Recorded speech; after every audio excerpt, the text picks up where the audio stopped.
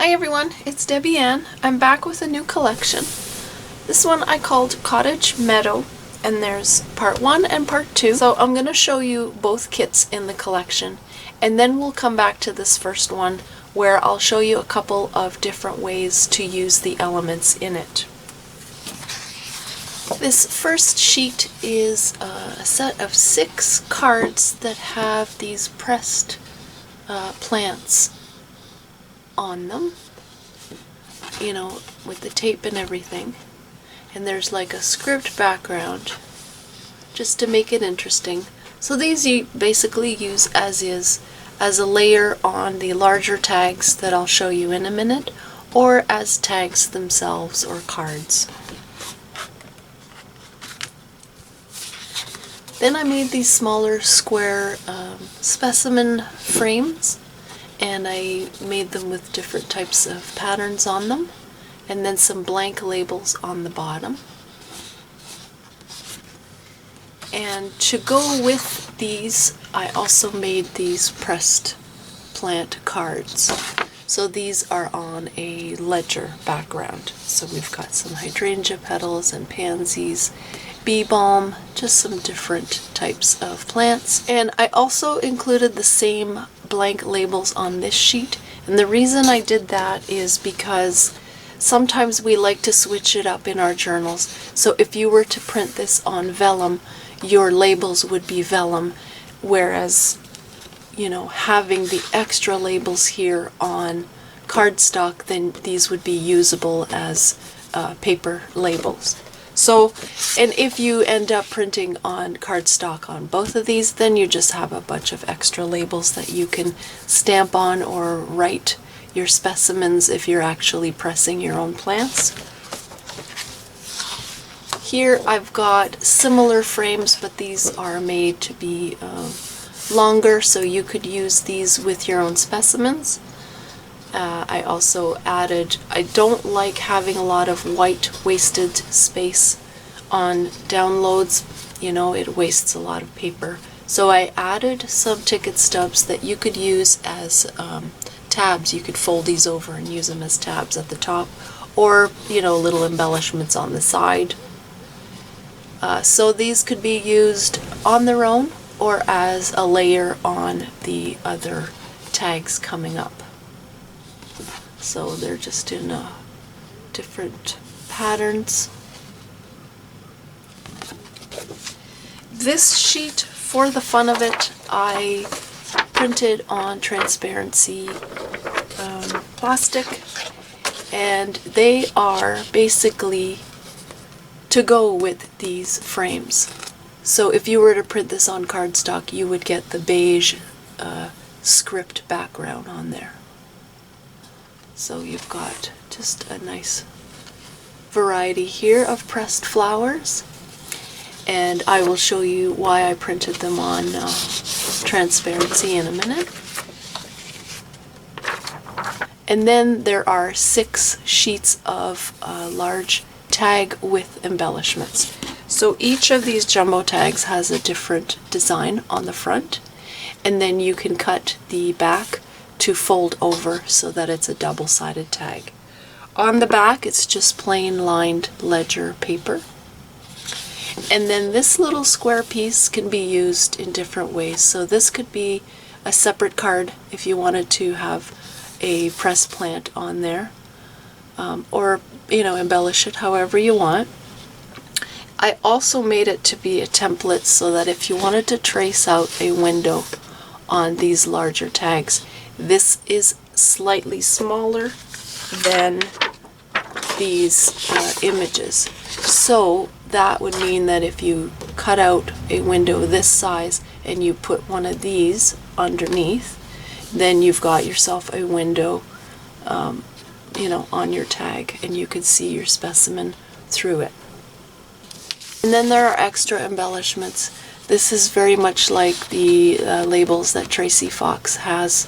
She just has like some gorgeous labels. I just made a couple that have the nature theme on them.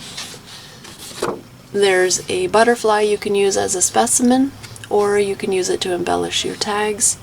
And this is the same square specimen frame as on the other sheet.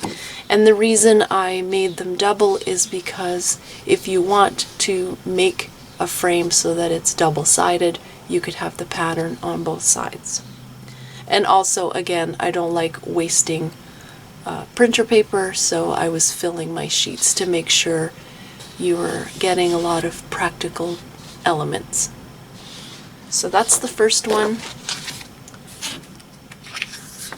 Then some eco printed tags, the same template there, another card. These are a couple of metal looking tags. So you could make this little B tag double-sided if you want, or you could use it as two separate tags. Here we've got the label that says nature. This one says entomology.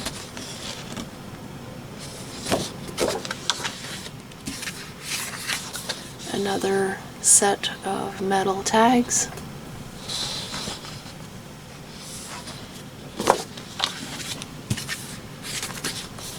And then here we've got these.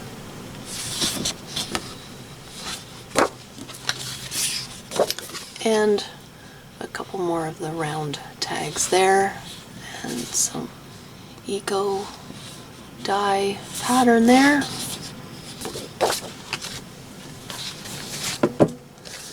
The second set is mainly some lined journaling pages and some envelopes and ephemera. I am almost at the point of ending my relationship with the color laser printer that I currently have and that I've had for, I think it's about 8 years. It just does not give me a consistent output. Just last week I was printing the Spring Woodland and I got some beautiful results printing that. And then today when I went to print the coffee dyed lined pages, the yellow is just screaming at me. So, and these won't go to waste. I will use them anyway because once I coffee dye this, it does tone the color down anyway.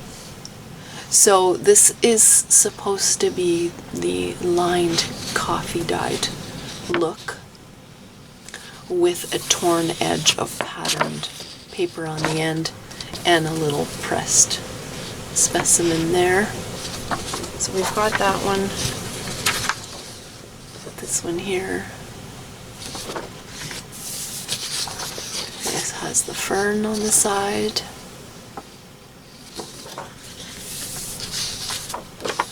Gorgeous hydrangea bloom there.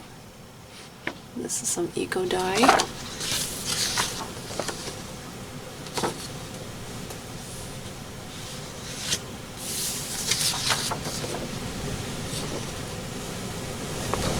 So I think it is time for me to start shopping for a new laser printer, but they're not cheap and I really want to make sure that I get something that's going to give me the quality prints that I'm looking for.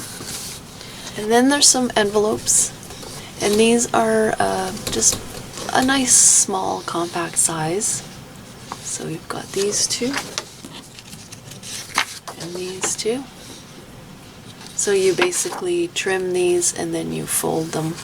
Then you've got your flap. And then 2 sheets of ephemera. So we've got some vintage postcards here. This is the cover of a very old book.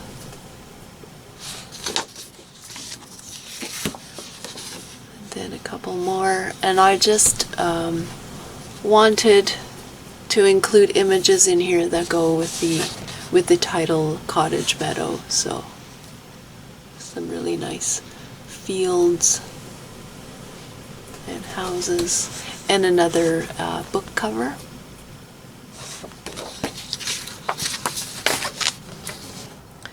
Of course, there's nothing like the real thing. A pressed plant just adds so much character to a journal. But if you don't have access to plants right now, if it's the middle of winter or you're just in a hurry and you want to make a few quick gifts, this is why I made these. So the first example is just one of these pressed plant cards. What I would do with this is I would probably stitch around the edge, and then I would add it to a tag like this. Another way would be on its own. You could back it with some lined paper, or you could leave it blank. You could coffee dye, whatever you like to do. And then you've got the fussy cut butterflies throughout the kit. So these could be added just as embellishments on the card. You could also make it the tab at the top. So there are just different ways to use these. The next example I want to talk about is using the little square frames that I've included. What I've done with this one is I've cut it out and I've added a clear acetate to it. What I'm trying to mimic is, you know, the authentic pressed plant. So what I've done is I've added my own little strip of washi tape to this one. And then that way when you put your window card on there, it looks more authentic. So this I would either use on its own, or I would put on a larger tag like this.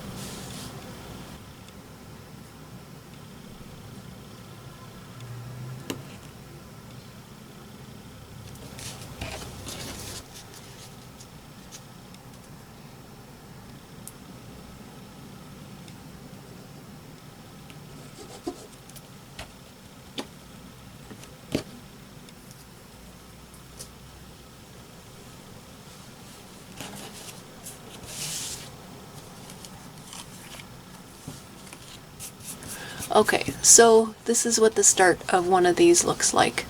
I like that it actually looks like a pressed plant. And I have another one that I want to make on camera, and then I'll do the stitching around both of these and you can see them completely finished.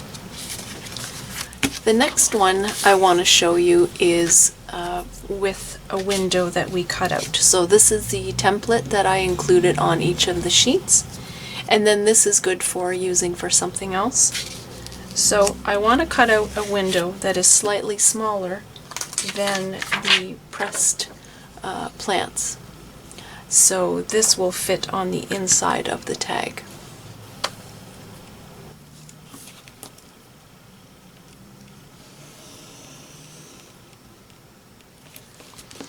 And once I cut this out, then I've got a nice piece of the tag that I can use, and I could actually double it up on this and make another card.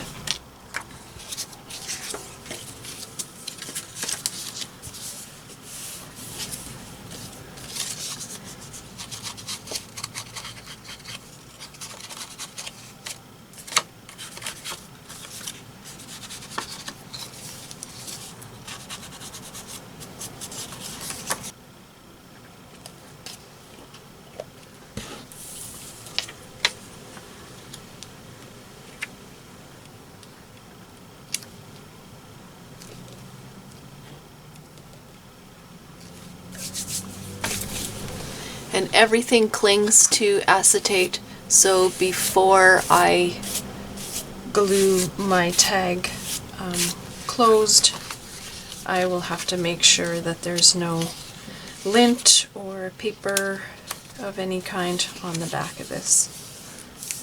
But essentially, once we have it glued together and then stitched, this is what it's going to look like. So again, it gives it kind of like an authentic appearance. And we can embellish with labels.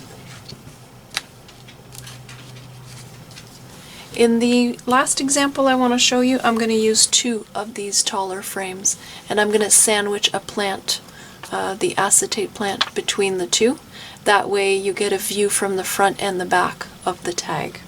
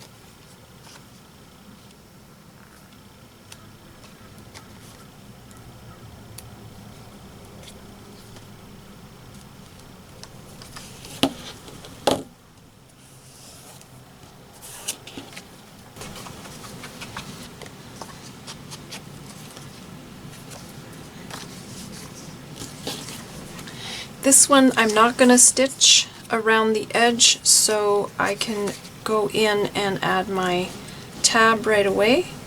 And I just used one of the little tickets that I've included and folded it in half,